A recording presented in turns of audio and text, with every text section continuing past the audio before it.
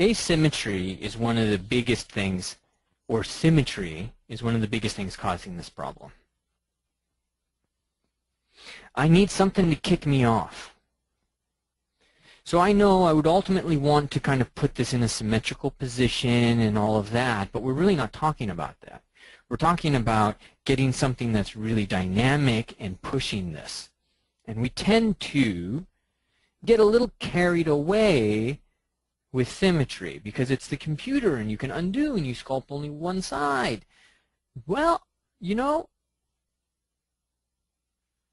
maybe that's a little bit like, you know, living in the suburbs and you have the grocery store right down the street, nice quiet neighborhood, and you go to sleep at 9:30, which I've actually been doing because I just moved to the suburbs.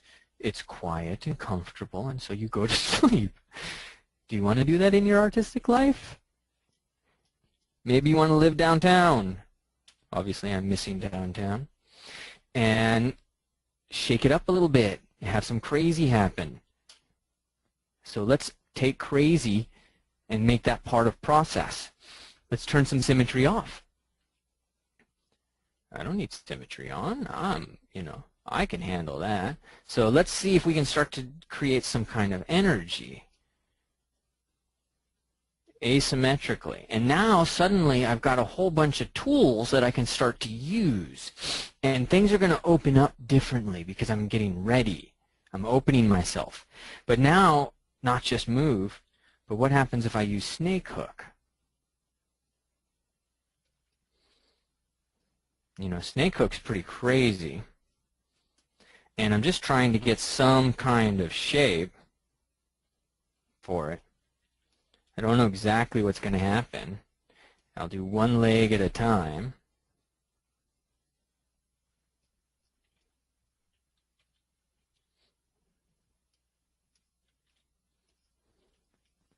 But I have no sense of where this is going.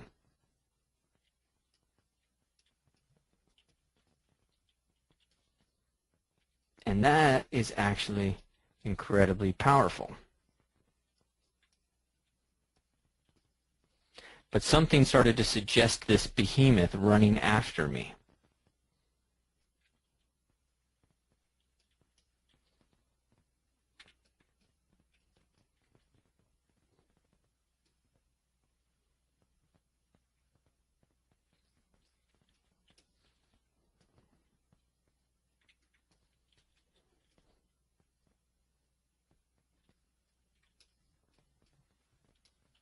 Now suddenly there's this creature.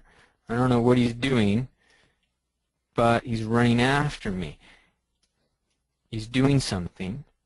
And let's say I'll put an arm here.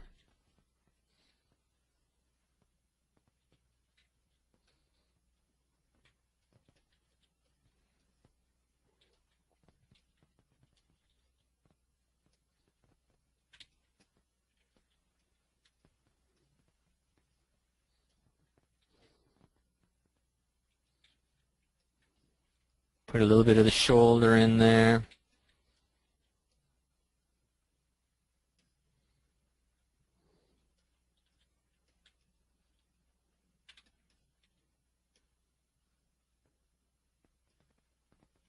Yeah, I don't know if that's going to necessarily work, but it gets me kind of started with something. And let's put a little fist in.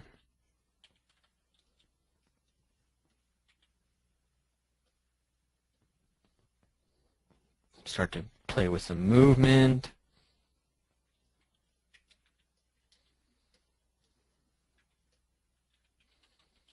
Use the inflate brush.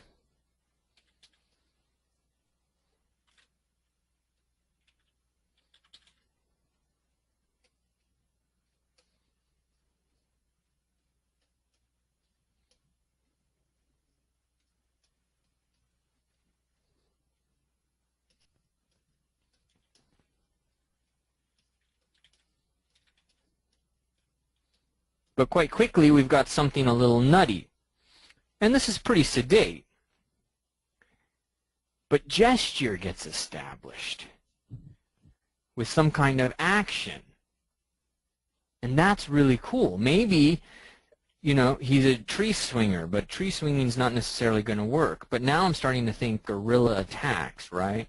And so maybe I don't want that arm, so let's say switch over to mask lasso. And I'm just going to rotate that down, and look at that. I don't care if I'm breaking a limb.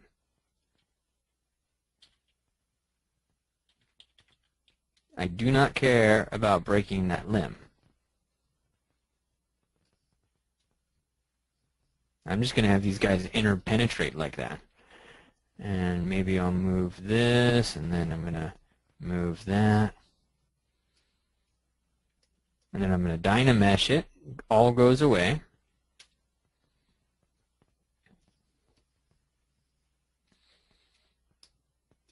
Now I've lost a little bit of power.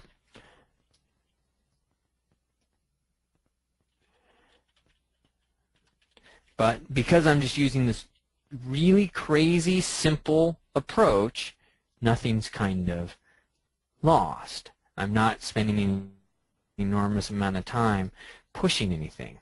So I'm trying now to see, you know, is there something else that can be done?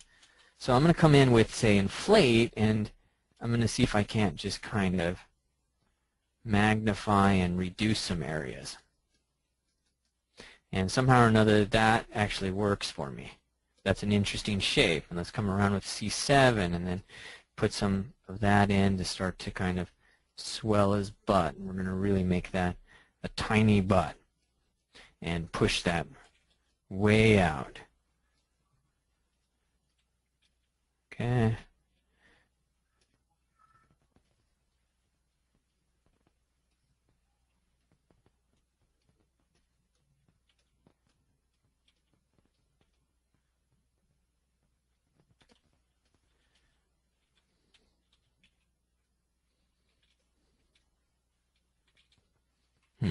That shouldn't do that.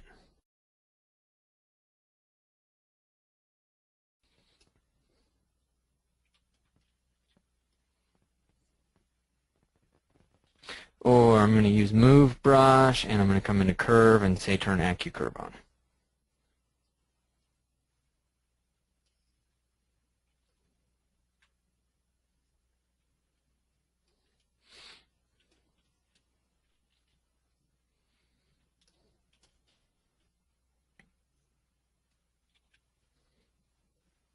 Now I'm going to start to use that as a tool.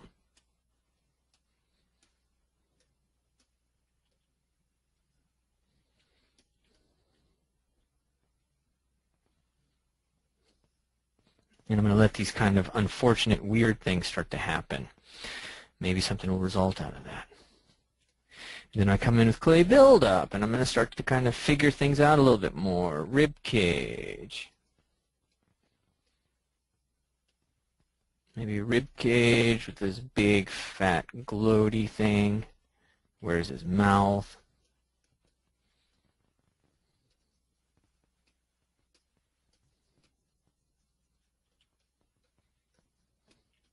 Eyes. Start to establish structure. Humanoid. Do dogs have pectoralis? What are theirs like? They don't have this kind of rotation though, right? Do horses have pectoralises? What are theirs like? Are we going to put this so that this is kind of on the side? The clavicle and all of that should be kind of on the side of it. Is he able to raise his hand like that if his clavicle or his scapula, sorry, is a human? This is definite human behavior here. So maybe I can play with this a little bit.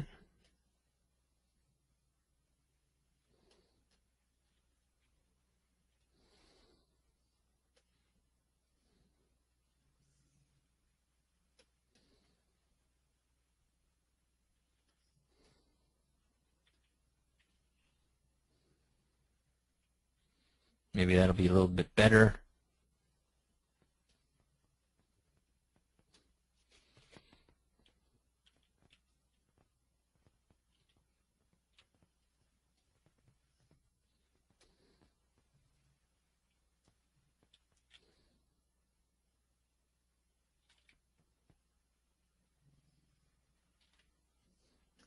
But the key operational thing that's happening is that I'm now very adaptive, very flexible with everything that's kind of happening. And I'm changing things on the fly, trying to see, and maybe this humanoid is not working. Maybe we need to kind of change that up a little bit. See how it's just simple? I take the ankle, and that becomes more of a knee. This moves up, the ankle becomes a knee, and there you go. Maybe we need to expand this stuff out. So he's got some kind of hoof.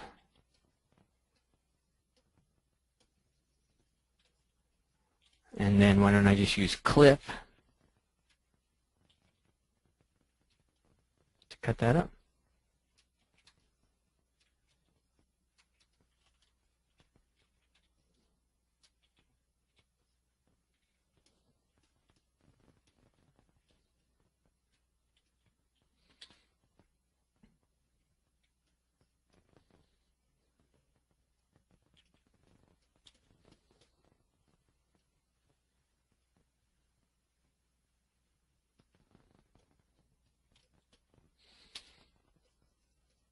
Pull some muscles out.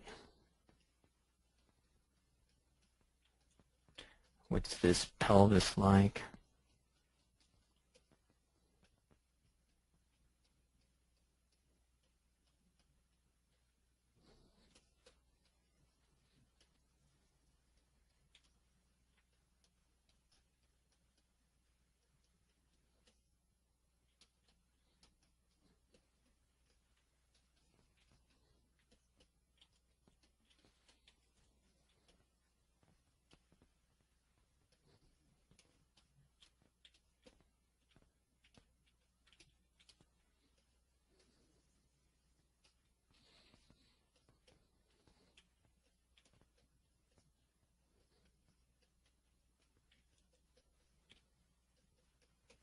Okay, does he have some kind of deltoid? Let's move that deltoid up.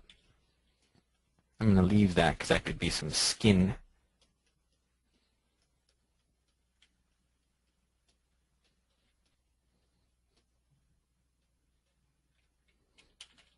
Inflate all of that.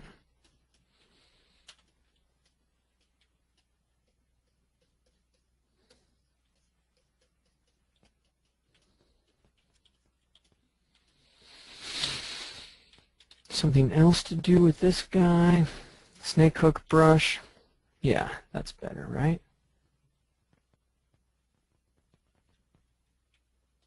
Dynamesh it again if you want. Maybe we need to use some AccuCurve here. We can push in. But can we get like a little claw?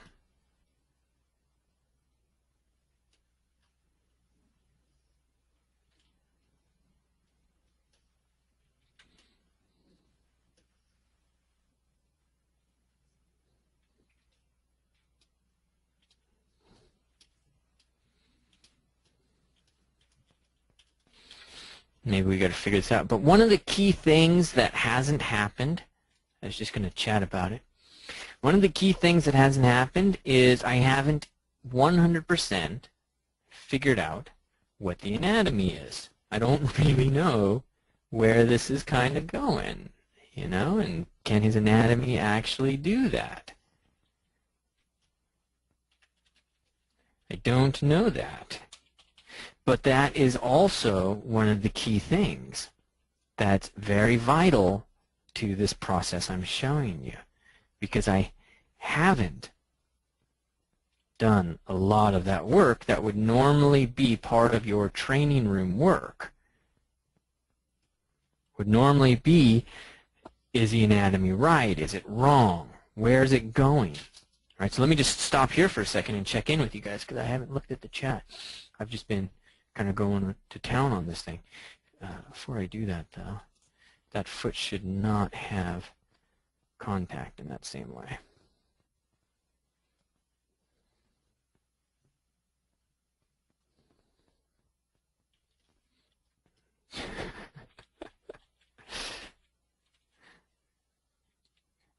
pretty bad.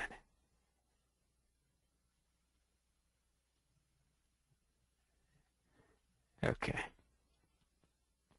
Okay. Is it making sense how, I know I was talking esoteric earlier about a lot of things like the training room and the arena and then the different types of anatomy and things like, and the words. But I'm hoping that in this particular process, I'm showing you kind of how some of this thinking can kind of develop on the fly when you kind of set yourself off kilter a little bit. You kind of give yourself this challenge of now suddenly it's having to kind of, you know, behave differently. You now have an entirely different, you have to respond to something basically. Asymmetry was off. I took the form and I did some kind of tweak to it, and then I had to respond to that, as opposed to responding to a blank or basically having my response be push up, pull out, get a silhouette, you know, all this kind of stuff, which you have to do, but it's also kind of boring. So we can kind of shake this up with some quick sketches, because now I know we've got a rhinoceros-type creature to some extent with incredibly skinny legs, you know, and so we decide, do we want to do that or do we just bulk up those legs, right? How do we want to work this guy? And then we can say, go in and research a rhinoceros running. Do they have this kind of funky little anatomy piece in here? Maybe, maybe not. Can they do this with their arms? That's more of a gorilla. So we're mixing gorilla with a rhino. So are we mixing, has he got a paw? Has he got a hoof? What are the different kind of things? And this model now has provided me all the questions that I need to make him really cool. Until we got here, I didn't have this. Now I do. So how does this work for you guys? Is this something you think you could do or something you already do? Do you see any advantages with this process? With shaking this up versus starting like you do with a figure in neutral position? Christian says it's more lively. Marcos likes it. But there's a very, very significant point here. That's more than just energy and all the esoteric stuff.